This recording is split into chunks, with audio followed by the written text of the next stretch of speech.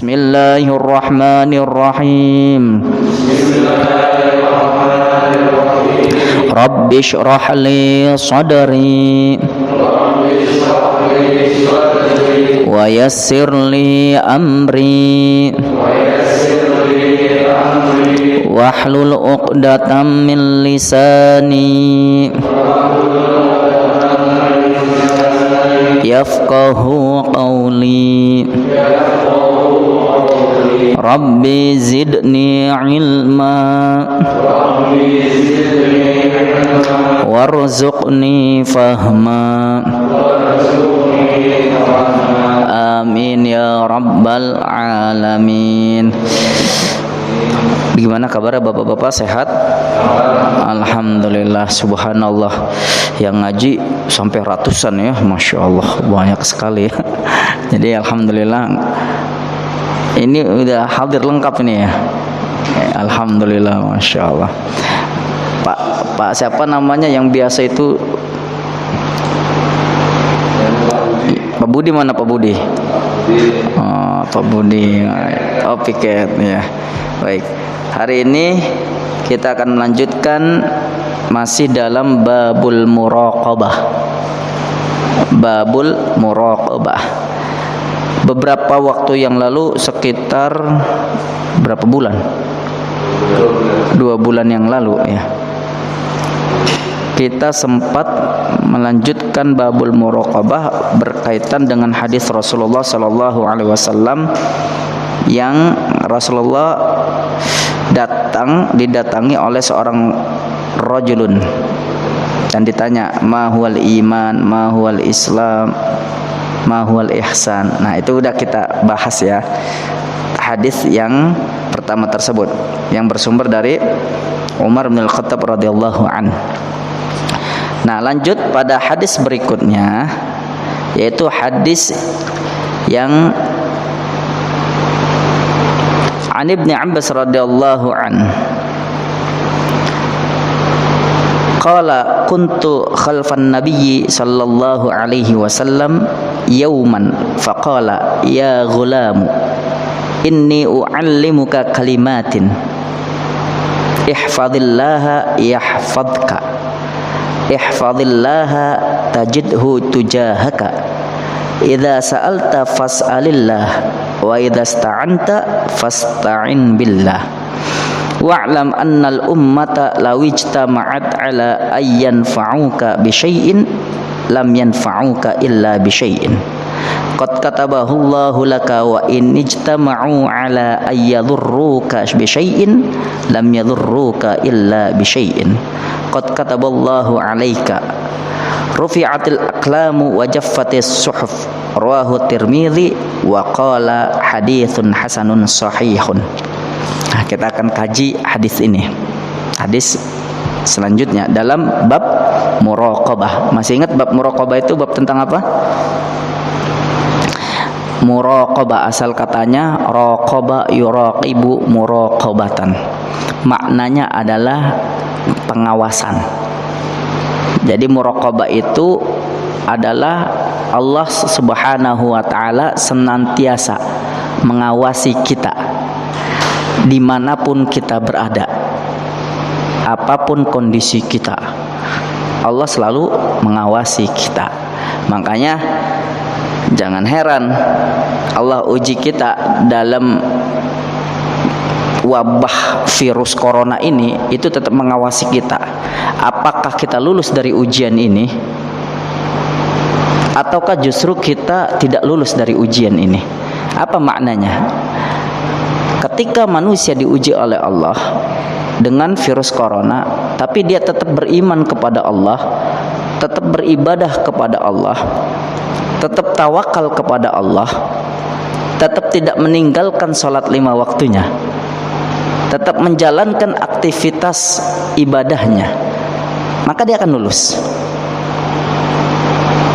Tapi sebaliknya, jika Allah uji hambanya dengan virus corona ini, dengan virus corona justru dia jauh dari Allah, sholat 5 waktunya dia tinggalkan, bahkan dia bersandarkan bukan hanya kepada Allah, Bahkan dia menganggap hanya ilmu pengetahuan satu-satunya yang dapat mengatasi problematika kehidupan manusia tersebut. Berarti dia akan gagal dari ujian Allah. Makanya kalau kita lagi sedang diuji oleh Allah, jangan sampai kita la nufawwidhu ilallahi azza wa jalla. Jangan sampai kita menyerahkan, tidak menyerahkan. Itu jangan sekali-kali kita tidak menyerahkan urusan itu kepada Allah. Itu akan celaka kalau kita tidak menyerahkan. Tapi pada saat Allah uji, kemudian prinsip kita nufawwidhu ilallahi azza wa jalla, kita serahkan diri kita kepada Allah. Tetap kita melaksanakan protokol kesehatan misalnya, tapi tetap tawakal kepada Allah. Jadi dua-duanya digunakan. Protokol kesehatan tetap kita gunakan, tawakal menjadi prinsip hidup kita. Itu insya Allah akan lulus ujian yang Allah berikan kepada kita. Nah, jadi jangan sampai kita protokol kesehatan terus tapi tidak melaksanakan sholat 5 waktu. Nah, itu jangan. Ketakutan yang berlebihan, itu juga jangan. Atau sebaliknya, kita sombong juga. Itu kan urusan mati karena Allah, maka saya tidak akan menerapkan protokol kesehatan dalam rumah saya. Nah, itu juga sombong, jangan. Jadi dua ini harus kita lakukan ikhtiar secara medis. Ya, usaha kita secara medis harus kita lakukan. Kita cuci tangan, kita pakai masker kalau keluar, kemudian kita social distancing, ya, jangan sampai bersentuhan dulu dan lain sebagainya. Itu kita jaga. Pun jangan tinggalkan hak kuasanya Allah juga. Jangan mentang-mentang kita sudah protokol kesehatan tapi kita tidak pernah sholat. Kita anggap kalau ke masjid itu takutnya kena virus saja. Jangan. Justru kita harus meramaikan masjid dengan tadi menggunakan protokol kesehatan. Kenapa? Karena Allah akan selalu mengawasi kita dimanapun kita berada, apapun kondisi kita saat ini, Allah mengawasi kita. Itu yang disebut muraqabah.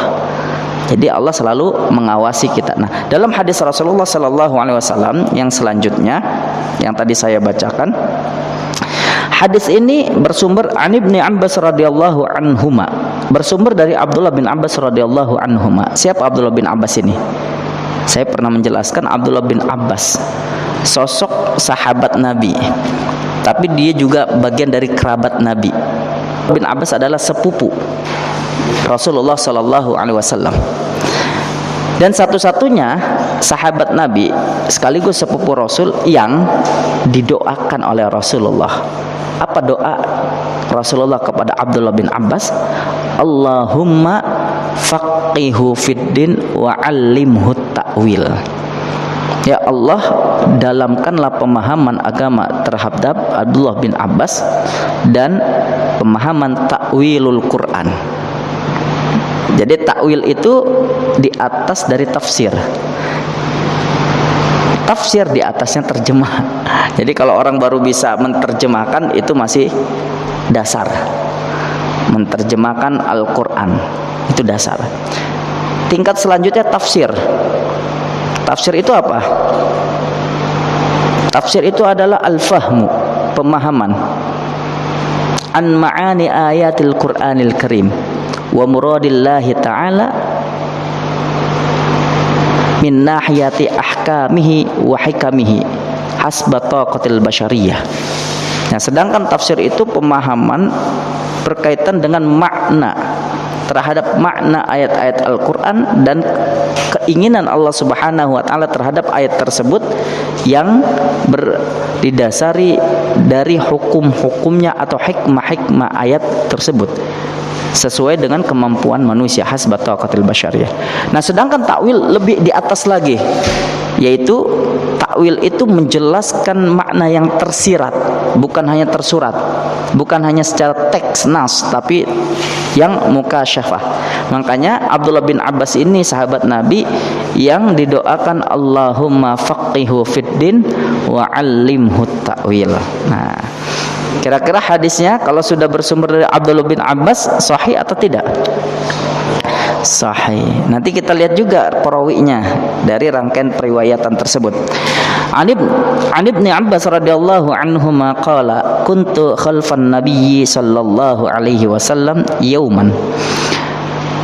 Abdullah bin Abbas berkata, aku khalfan nabiyyi. Khalfa itu di belakang Nabi. Yauman, pada suatu hari, faqala, Rasulullah sallallahu alaihi wasallam bersabda, ya gulam, wahai gulam. Gulam itu ada seseorang. Jadi ketika Abdullah bin Abbas berjalan bersama Rasul, Abdullah bin Abbas di belakang, Rasul di depan, tiba-tiba ada seseorang yang ditanya oleh Rasul, ya gulam, wahai anak muda, inni u'allimuka kalimatin, sungguh aku akan ajarkan. U'allimuka, jadi yang mengajarkan siapa? Nabi. Yang diajarkan siapa? Gulam. Gulam tadi nih diajarkan oleh Rasulullah. Inni u'allimuka kalimatin, sesungguhnya aku akan mengajarkan kamu, hai gulam, kalimatin. Kalimatin itu dimaknakan oleh ulama hadis itu bukan makna yang harfiah. Kalau harfiahnya, saya ajarkan kepada kamu beberapa kalimat. Beberapa kalimat. Tapi kalimatin di sini adalah nasihat, doa. Ini kalimatin. Apa nasihat Rasul kepada gulam tersebut? Ihfadillaha yahfadka. Ihfadillaha yahfadka. Jagalah Allah, niscaya Allah akan menjagamu. Maknanya yang tersurat, jagalah Allah, niscaya Allah menjagamu. Apa maknanya ini? Kalau Allah dijaga, padahal Allah nggak butuh penjagaan manusia. Apa maknanya ini? Ini kan harus kita pahami. Jangan sampai, loh, masa Rasulullah menasihati ghulam, jagalah Allah, niscaya Allah akan menjagamu. Yang dimaksud dengan makna ihfadillah yahfadka adalah di dalam hidupmu jangan engkau tanggalkan sifat-sifat Allah yang maha pengasih, maha penyayang, kemudian maha pemaaf, di mana manusia, orang yang beriman itu ketika selalu menganggap hidupnya bersama Allah, maka niscaya Allah akan menjaganya dan bersama hamba tersebut, tidak lepas dari Allah. Jadi kalau misalnya kita hidup 24 jam ya Pak ya, sehari semalam berapa jam? 24 jam ya, ada 36 jam.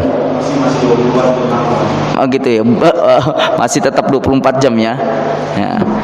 Nah, selama kita hidup 24 jam, setiap detik yang kita lakukan itu kita diawasi oleh Allah. Apapun itu, dimanapun itu. Maka pada saat Rasulullah menasihati ghulam, ihfadillah, maksudnya apa? Pada saat ketika kita hidup di alam dunia ini, jadikan Allah selalu bersama kita, mengawasi kita. Sedikit pun jangan tanggalkan atau tinggalkan Allah. Ketika kita bersama Allah, yang kita lakukan adalah aturan-aturan yang Allah telah perintahkan kepada hambanya. Ketika kita di pasar sebagai seorang pedagang, karena kita bersama Allah, mana mungkin kita akan melakukan kecurangan dalam timbangan. Betul nggak? Kalau kita sebagai seorang polisi, sebagai seorang tentara, penegak hukum, hakim, ketika kita menganggap Allah bersama kita, mana mungkin pada saat kita memutuskan perkara, tok dengan palu, kita putuskan secara curang atau zalim. Kenapa? Karena hakim tersebut atau penegak hukum tersebut menganggap dirinya selalu diawasi Allah. Itu yang dimaksud ihfadillah. Kalau bapak lagi taklim kayak gini, kemudian bapak khusyuk sekali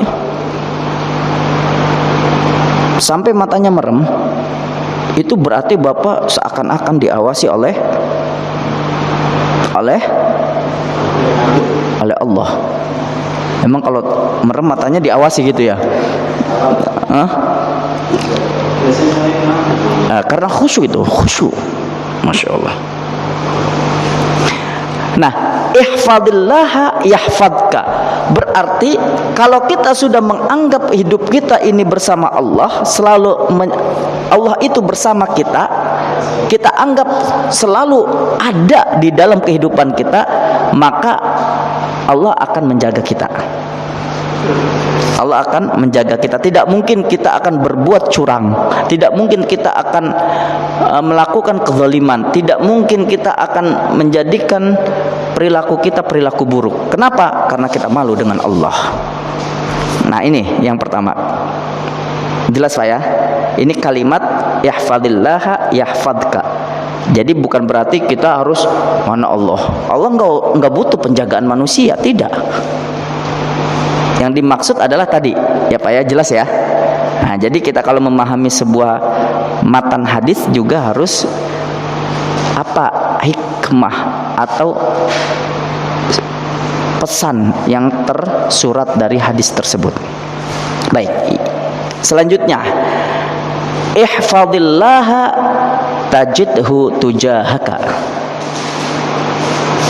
Ihfadillaha tajidhu tujahaka. Jagalah Allah, niscaya engkau akan mendapatkan apa yang engkau usahakan. Jagalah Allah, niscaya engkau akan mendapatkan apa yang engkau usahakan. Apa maksudnya? Kira-kira Pak, kalau kita bersama Allah, apapun keinginan baik kita yang kita usahakan mulai dari awal hingga akhir, Allah akan kabulkan itu. Kalau kita bersama Allah. Ustadz, gimana caranya bersama Allah? Sedangkan Allah tidak bisa dilihat. Nah, disinilah butuh keyakinan dalam konsep keimanan. Ittaqillaha haitsuma kunta wa atbi'is sayyi'atal hasanata tamhuha wa khaliqin nas bi khuluqin hasanin. Jadi konsep pada saat kita bersama Allah berarti haitsuma kunta, di mana saja kita berada. Di pasar kita bersama Allah, di masjid kita bersama Allah. Jangan kita menganggap di masjid sudah ada Allah. Bisa jadi di masjid itu justru godaannya lebih besar. Betul nggak? Ustaz, bagaimana dengan Masjidil Haram? Apalagi Masjidil Haram, godaannya lebih besar lagi. Jangan dianggap mentang-mentang itu tanah suci kemudian aman. Saya pernah merasakan pada tahun 2010, pertama kali waktu saya berangkat haji, tahadduts bin ni'mah, bukan takabur. Saat itu Allah uji kami ketika mau berangkat wukuf di Arafah.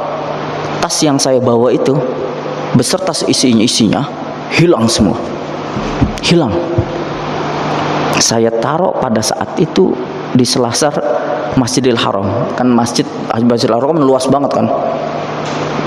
Saya husnudzon kepada Allah. Saya prasangka baik. Ini masjid. Tidak akan mungkin ada orang jahat. Saya taruh. Saya ibadah. Keluar dari masjid, pintu masjid, Babus Salam kalau tidak salah. Saya cari itu. Tas saya mana ini? Padahal saya mau berangkat menuju Arafah pada mulai dari tanggal 8 kita udah mulai jalan kaki menuju Mina dulu. Mabit disunahkan, kemudian malam tanggal 9, sebelum tanggal 9 kita udah berbondong-bondong ke Arafah, karena tanggal 9 pagi kita sudah wukuf sampai nanti ghurubus syams, mulai dari tulu'ul fajr sampai ghurubus syams. bingung saya. Di Masjidil Haram ada orang yang ngapain? Mengambil hak orang lain, kan berarti mencuri kan. Saya cari lagi, nggak ada lagi. Ya Allah, ini tas ini isinya berbagai macam kebutuhan ketika saya mau wukuf. Saya tawaf, bertaubat kepada Allah. Jangan-jangan ini ada ujian. Tawaf 7 kali. Saya niat, ya Allah, ini tas penting ya Allah. Apa yang terjadi? Setelah tawaf enggak ketemu juga. Sampai berangkatlah saya ke Arafah. Saya yakin, ya Allah, udahlah, saya udah niat, saya ikhlas ya Allah. Saya hanya mengandalkan kain ihram saja. Di situ Allah uji lagi saya. Ketika wukuf di Arafah, saya teringat Bang, 2010 pertama kali waktu haji. Ketika wukuf di Arafah, udah mulai saya demam tinggi, pusing, batuk. Tapi saya kuatkan. Nah, setelah Ghurubus Syams tanggal 9, terbenamnya matahari, saya menuju ke Musdalifah. Itu kan rangkaian dari rukunnya haji. Wukuf sampai terbenam matahari menuju ke Musdalifah. Untuk apa? Mabit. Mabit itu apa? Bermalam di Musdalifah. Disitulah Allah uji puncaknya. Karena waktu itu saya tidak bawa apa-apa, hanya beralaskan kain apa ini? Kain ihram. Uang juga untungnya ada, tapi tidak banyak karena di tas yang itu. Saat itu saya sudah pasrah, udah menggigil, udah batuk kan di sana. Kalau haji itu hal yang biasa, batuk, pilek, karena memang musim haji itu adalah seluruh umat manusia berkumpul di situ, umat Islam bermacam negara. Ketika sholatnya jadi batuk itu udah hal biasa. Baru-baru ini aja karena virus corona jadi terlalu didramatisir. Nah, pada saat jam 2 saya udah pasrah kepada Allah, udah demam tinggi, udah tidak kuat lagi, pusing. Tiba-tiba datang seorang, yang orang itu berasal dari negara di mana saya waktu itu kuliah S2, saya di Pakistan. Dia menggunakan bahasa Urdu. Ya Baijan, tumhara marot, bohot muskil. Saya waktu itu dikit-dikit bisa itu. Ditanya sama dia, kamu ini sedang sakit kayaknya. Terus ditanya sama dia, karena Ogia, saya ditanya, apakah kamu sudah makan? Saya jawab, nehi, belum. Syurub, nih. Langsung dia bergegas ngambil persediaan makanan. Kemudian dia kasih saya, kamu makan. Kamu setelah makan, kamu harus minum obat. Terus dia tanya lagi, kamu punya hasir? Saya bilang tidak. Ini pakai hasir saya, tikar saya. Kamu tidur di atas itu. Terus saya bilang, bagaimana dengan Anda? Dia bilang, jangan pikirkan saya. Yang penting kamu tidur istirahat. Saya nggak kenal dia. Saya tidak kenal dia. Itu jam 2 malam. Akhirnya saya disuruh istirahat, minum obat. Satu lagi yang hebatnya orang tersebut, harusnya malam itu ketika saya mabit di Musdalifah, saya harusnya mencari batu kerikil untuk besoknya Jumroh Aqobah. Ketika ditanya oleh dia, apakah kamu sudah mendapatkan batu kerikil untuk Jumroh Aqobah dan nafar awal? Saya katakan belum, karena rukun bagian dari melempar jumroh itu harus mengambil kerikilnya, itu harus di mana? di Musdalifah itu tidak boleh di luar dari area itu. Itu syaratnya. Ketika itu dia bawa, dia kasih tuh, ini untuk kamu, untuk Jumrah Aqabah. Kaget saya, loh Anda gimana? Saya udah ada, kata dia. Nah, alhamdulillah ketika saya istirahat bangun subuh. Karena kalau adzan subuh di sana, adzan pertama jam 4, adzan kedua jam 5. Salatnya jam 5.15. Salat subuh kalau di Mekah. Nah, ketika saya melaksanakan salat udah lumayan. Akhirnya setelah ba'da subuh sekitar jam 6 kita berbondong lagi menuju Jamarat untuk jumrah. Ya. Untuk melaksanakan jumrah, yaitu Jumrah Aqabah. Berangkatlah, Masya Allah. Nah, disitulah saya ingin mengucapkan terima kasih kepada orang yang telah membantu saya. Tiba-tiba orang itu sudah tidak ada di hadapan saya. Orang Pakistan. Saya ingin ngajak dia makan bersama, kan karena saya sudah dibantu. Mulai dari mabit di Musdalifah. Tapi ketika saya ikutin dia, saya bilang, "Baijan, ek menit Baijan." Ya kan bahasa Urdunya, bentar-bentar kan gitu.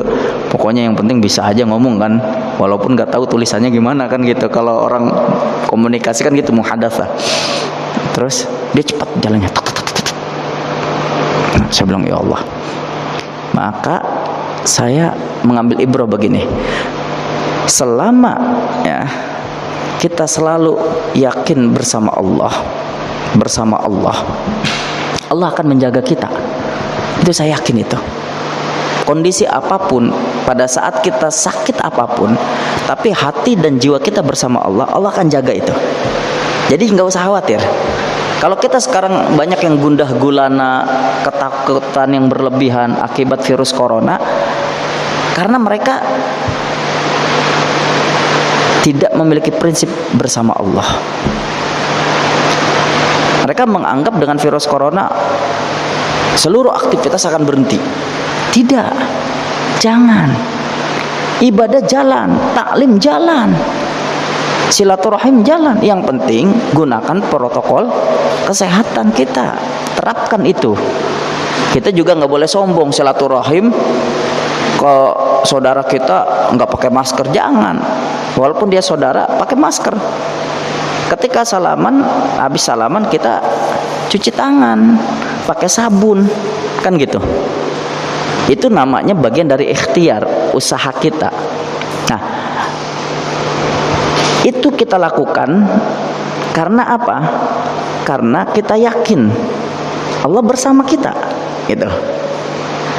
Di sini menunjukkan hadis ini baru 2 poin. Menunjukkan kepada kita ketika kita jadikan Allah bersama kita, kita jaga Allah dalam kehidupan kita, tajidhu tujahaka, maka engkau akan mendapati apa yang engkau usahakan itu. Ini yang kedua. Kemudian matan lanjutannya, idza sa'alta fas'alillah. Idza sa'alta fas'alillah.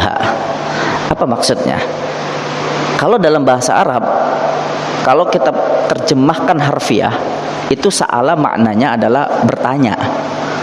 Tapi kan lucu kalau kita menerjemahkannya idza sa'alta fas'alillah. Apabila engkau bertanya, maka Allah akan bertanya kepadamu.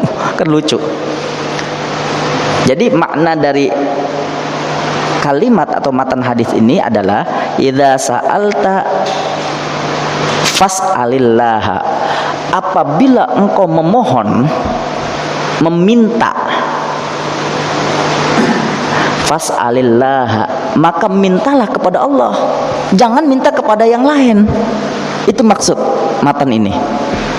Jelas Pak ya? Makanya enaknya kalau kita ngaji langsung seperti ini. Jadi pemahaman terhadap teks hadis ini akan jelas. Kalau kita ingin meminta, apa kata Rasulullah? Sabda Rasulullah, fas'alillaha, maka mintalah kepada Allah, jangan meminta kepada selain Allah. Kalau kita mau minta kesembuhan dari virus corona, kalau kita mau diangkat atau dihilangkan wabah virus corona ini, maka mintalah kepada Allah. Jangan tinggalkan Allah, kan gitu. Ini orang gara-gara virus corona semua masjid sepi, bahkan dikunci, ditutup. Apa-apaan ini? Justru ramaikan masjid tapi tetap protokol medis, kan gitu. Jangan sampai rumah-rumah Allah sepi, kan gitu. Taklim sepi. Kenapa? Takut virus corona. Ya karena mereka tidak mau memohon kepada Allah. Ustadz kan cukup sholat di rumah. Ya itu bagus. Kayak hujan kayak gini kan bagusnya memang di rumah, gitu.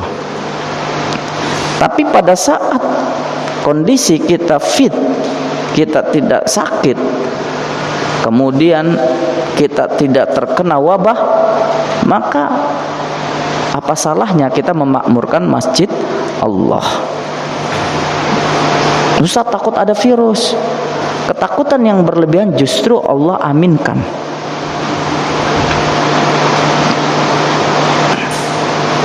Ketika kita takut nih berlebihan, kemudian kita katakan, jangan-jangan kalau saya ke masjid nanti kena virus corona.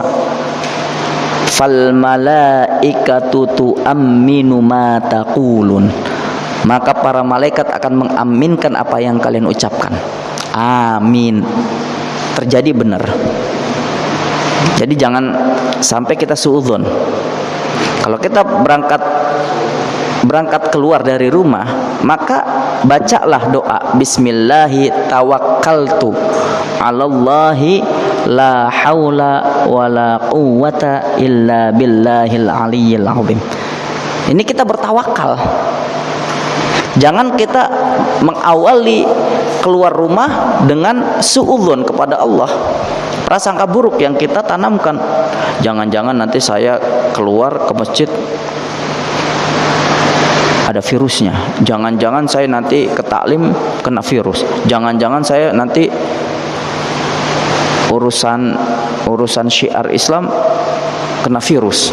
Nah, sudah prasangka buruk yang belum terjadi, mindset kita sudah memiliki prasangka buruk. Padahal di dalam ayat Al-Quran Allah tegaskan, ya ayyuhalladzina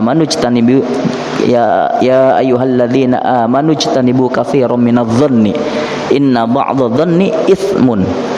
Wahai orang-orang yang beriman, hindarilah oleh kalian prasangka. Yang dimaksud dzon itu adalah prasangka buruk. Inna ba'dadh-dhanni itsmun, sesungguhnya sebagian prasangka itu adalah dosa.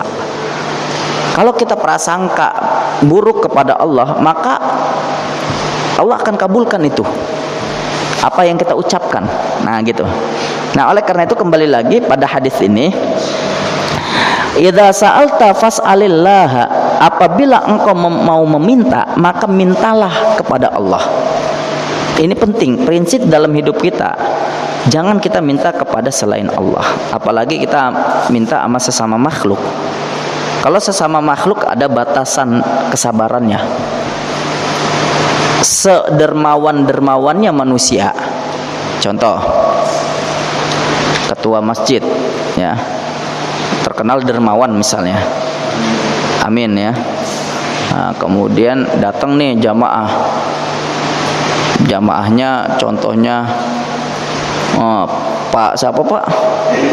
Pak Yusuf datang ke ketua masjid, mau minjem duit. Ya jangan minjem, minta uang. Untuk apa? Kira-kira untuk apa? Makan ya, makan. Pak ketua masjid, saya mau minta uang nih, untuk apa? Saya belum makan malam ini. Dikasih gak kira-kira? Kenapa? Karena dermawan. Ya dikasih. Nih 100.000. Beli apa tuh 100.000? Terserah. Nasi Padang 10 bungkus. Nah, besoknya Pak Yusuf datang lagi kepada ketua masjid. Pak ketua masjid, saya lagi butuh untuk obatin anak saya. Kira-kira dikasih nggak sama ketua masjid? Kenapa? Karena dermawan. Oke, ketua masjid ngasih 100.000. 3 hari kemudian datang lagi nih Pak Yusuf ke ketua masjid, minta bantuan. Untuk apa? Atap rumahnya bocor. Kenapa? Karena kalau mau sholat seringkali bocor kayak hujan kayak gini. Ketua masjid kira-kira ngasih nggak? Gak dikasih gak sama ketua masjid kira-kira?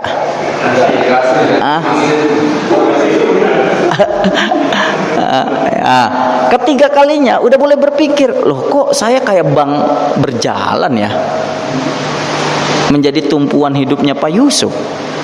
Manusia ada batasannya. Kedermawanan manusia pasti juga ada batasannya. Kesabaran manusia juga ada batasannya. Kenapa?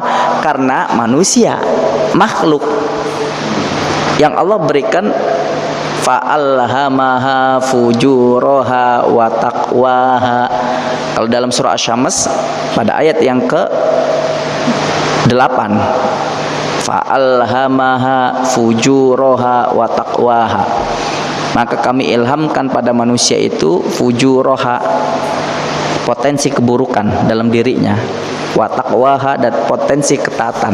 Mungkin bisa jadi waktu itu masih taat, dimintain dermawan, masih dermawan, 10 kali diminta, maka potensi buruknya udah muncul tuh.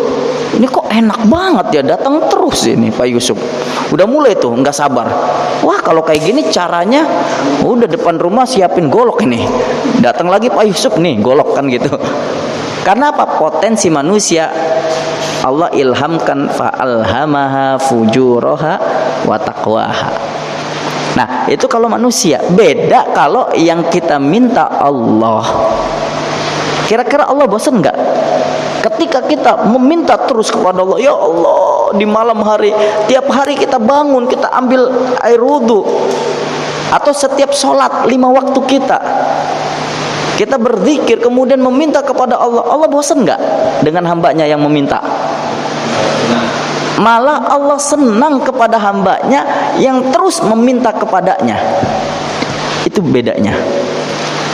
Apalagi dengan khusyuk kita memohon kepada Allah, dengan tetesan air mata kita di saat seluruh manusia sedang tertidur, kita bangun, kita mohon ampun kepada Allah, kemudian kita minta supaya wabah virus corona ini, ya Allah, Engkau ambil, ya Allah, Engkau angkat, ya Allah.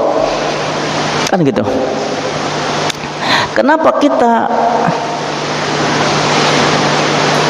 akhir-akhir ini adanya sifat keputusasaan? Gara-gara kita ngelihat sudah hampir 100 berapa ribu,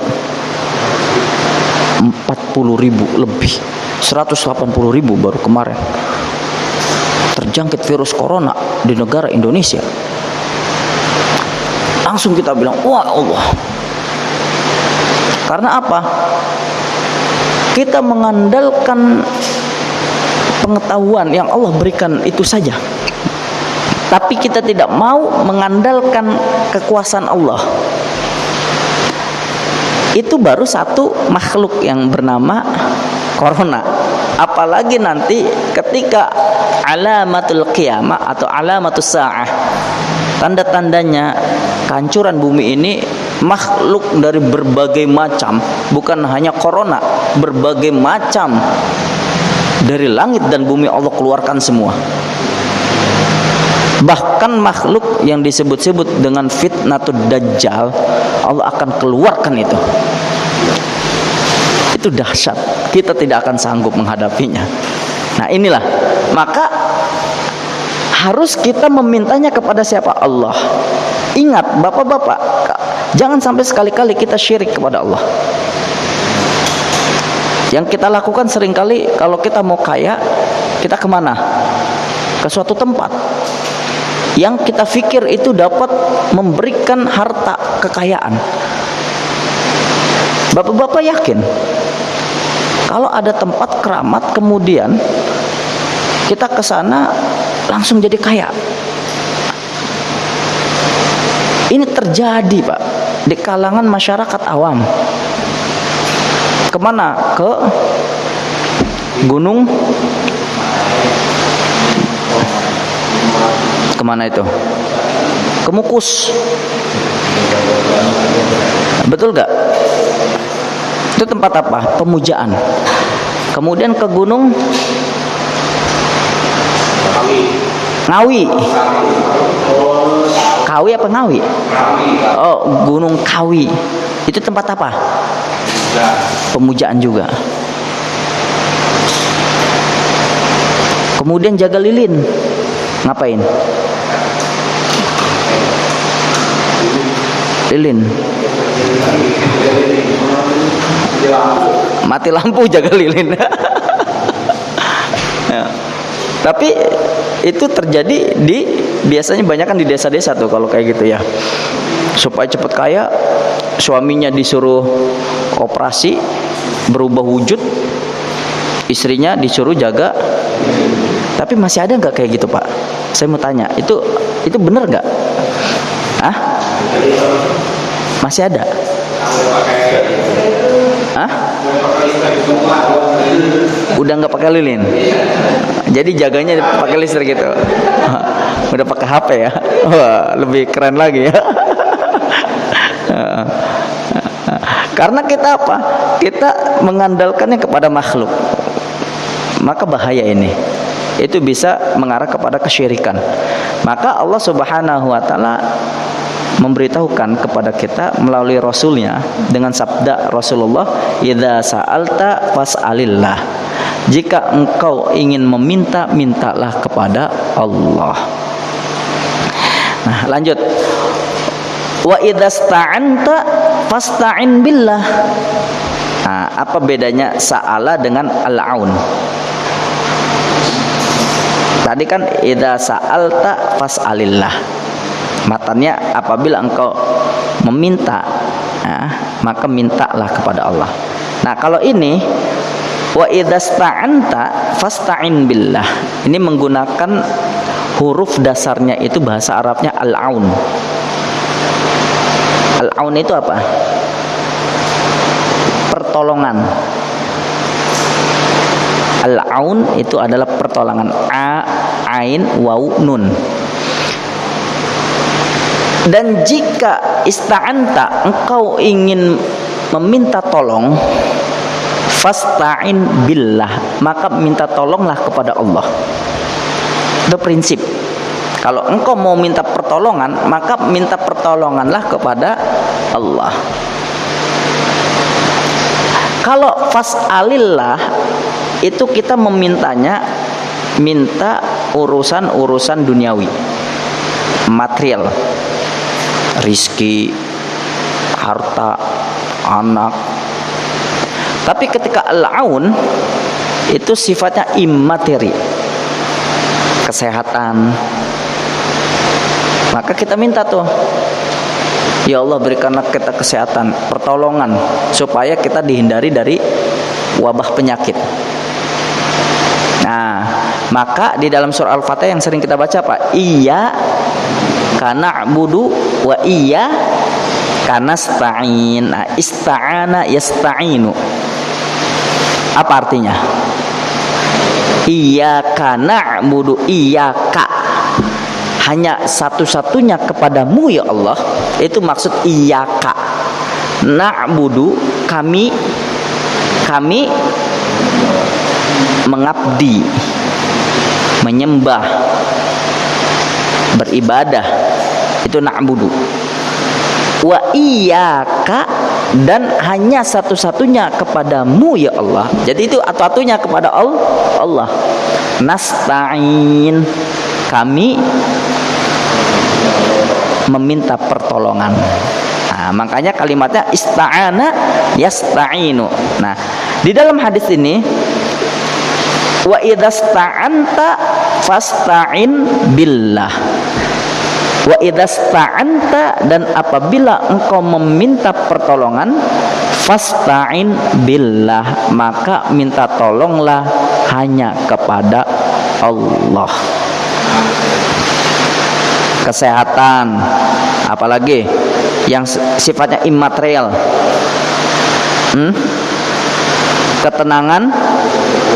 ketenangan hidup, Pak. Bapak kaya, tapi hati bapak nggak tenang, enak nggak tidurnya? Ayo saya tanya, Pak Tasudin kaya raya, punya mobil yang paling mahal, mobil apa sekarang? Ferrari Sport yang harganya 15 miliar. Ferrari Sport. Oh. Rumahnya real estate, yang harga rumahnya di dalamnya ada kolam renangnya. Luas tanahnya 1 hektar. Saking luasnya tanah. Ada security-nya, pembantunya 50 orang. Istrinya cuma 1. Soalnya ini di speaker, kedengeran nanti kalau istri 2 nanti. Tapi ternyata Pak Tasudin mendapatkan itu semua dari cara yang tidak benar, sesuai dengan syariat, tidak halal. Kira-kira tidurnya Pak Tasudin di malam hari dengan rumah yang begitu mewah, mobil transportasi yang begitu cepat, kemudian harta, uang, emas, semuanya ada, tapi dengan cara mendapatkannya yang tidak halal, kira-kira tidurnya nyenyak gak?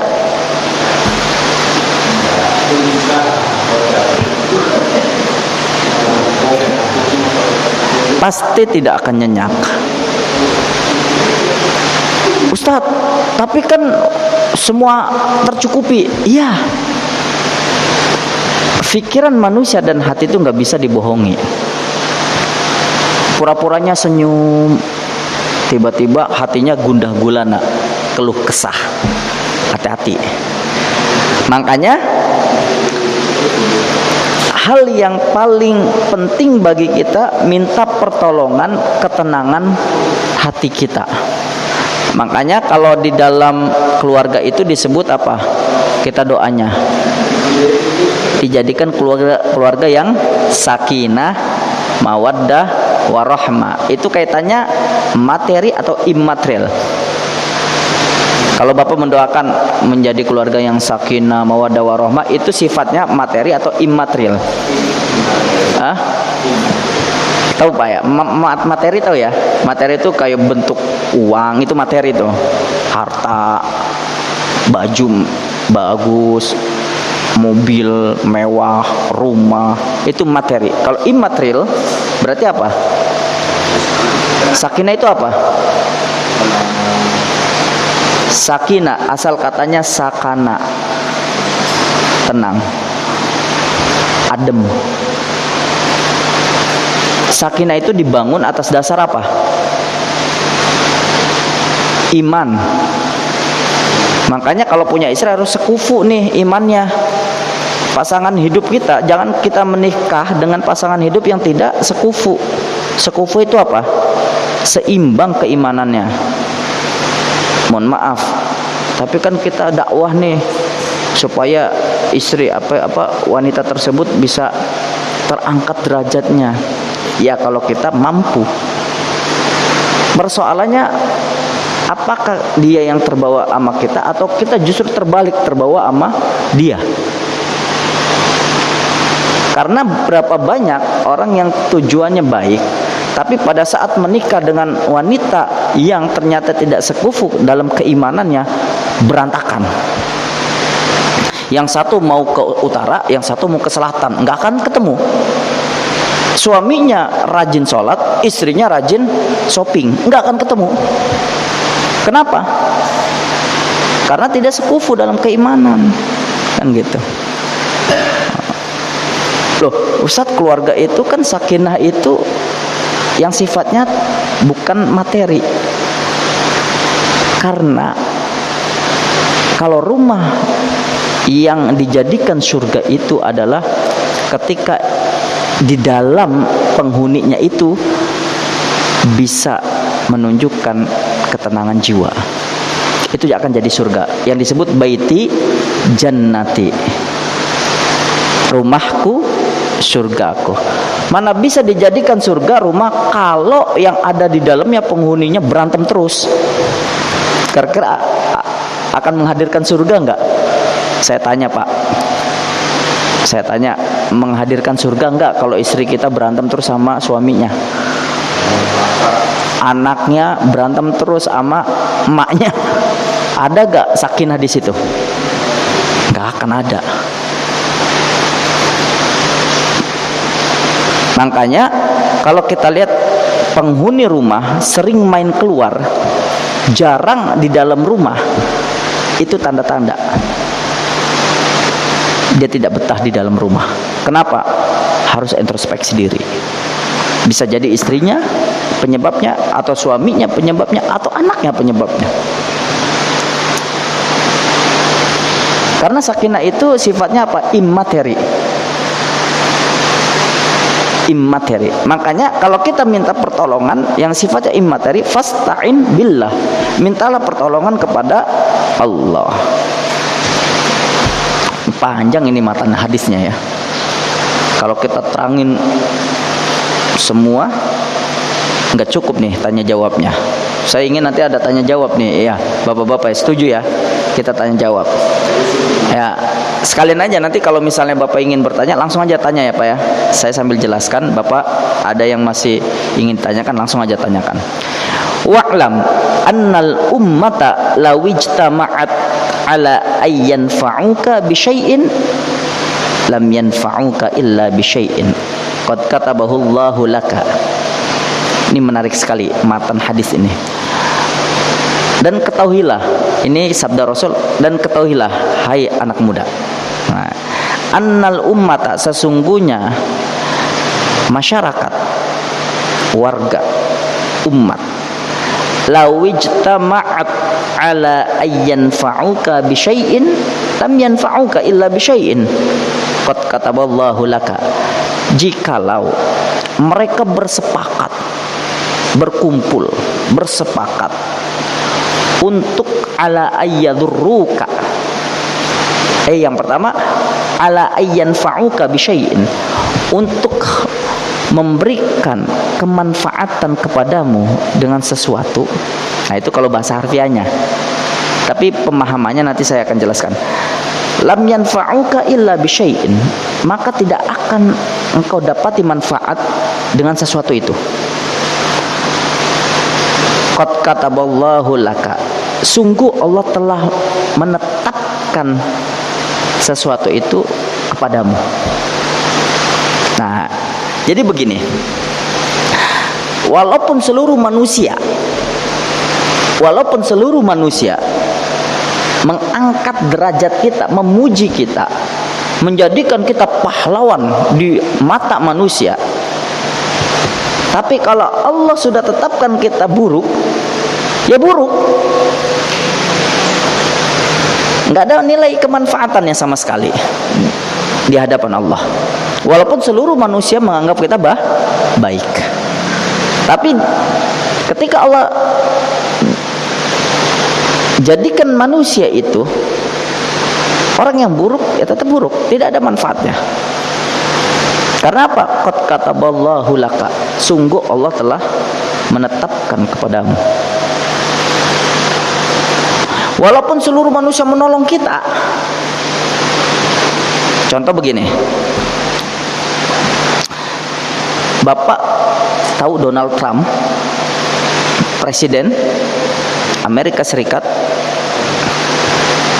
itu keamanannya berlapis-lapis enggak Pak? Keamanan Presiden Amerika itu berlapis-lapis. Ada ring 1, ring 2, ring 3, ring 4. Kalau mendekat saja itu susah. Sekarang pertanyaannya, saat ini kondisi Presiden Amerika Serikat ternyata positif COVID-19. Apa yang terjadi?